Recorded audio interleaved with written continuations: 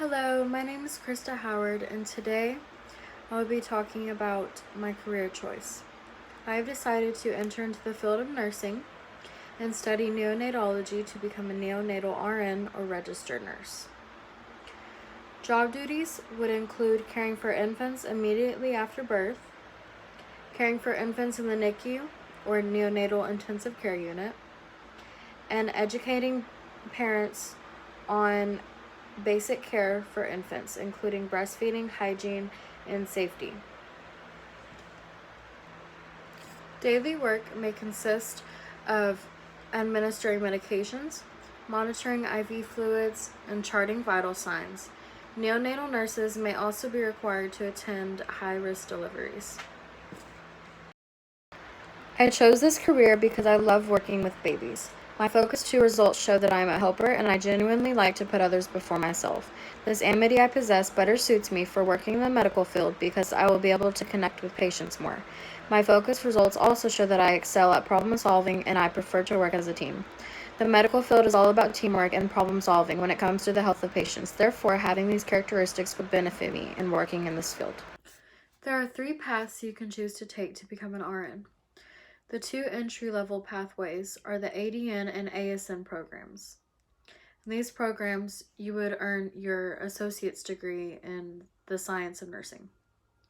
If you'd want to further your degree, you can take the BSN program, and there you would earn your bachelor's degree in the science of nursing. You may also take your master's degree program after you've already completed the BSN program. Some requirements for certification and licensing include taking and passing your National Council Licensure Examination certification, or NCLEX RN for short, and passing a criminal background check. Some RN positions may require you to take your CPR or BLS or ACLS certification. It really just depends.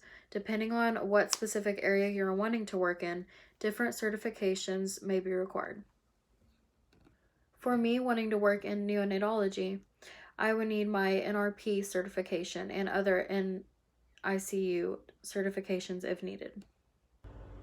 I will need to continue my education requirements as mandated in order to keep my license active. In addition to this, I must obtain 20 contact hours in continuing my education, and my license would need to be renewed every 2 years. While no internship is required, it is recommended. I plan on starting my internship here at UTMB, which is very close by. Nursing careers are available worldwide, therefore I don't feel it is necessary to relocate to find a career because of the high demand in nurses in the US alone. I would also not be interested in relocating because I do have a child and my family here. According to the U.S. Bureau of Labor Statistics, on average, RNs in Texas earn about 4% less than the national average salary for nurses. Because the cost of living in Texas is lower than that of other states in the U.S., a nurse's salary tends to be lower than the national average. The salary range differs depending on your experience and degrees earned.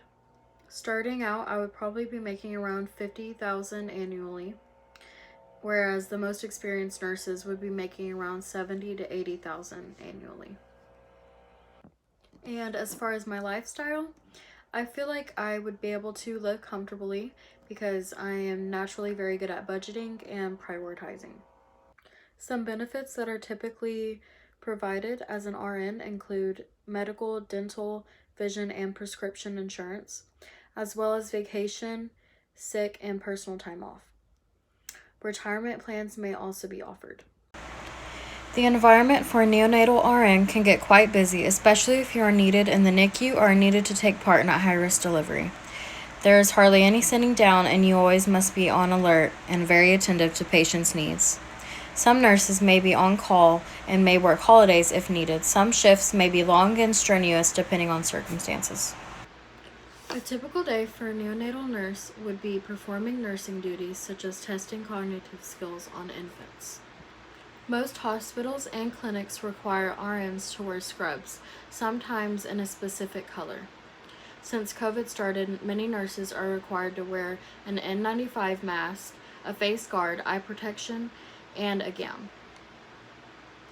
In this line of work, it is very important to have great communication skills, emotional stability, compassion, and organization skills.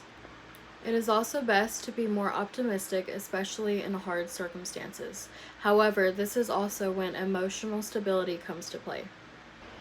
The job outlook is about average, with the growing percentage rate to be 9% from 2020 to 2030.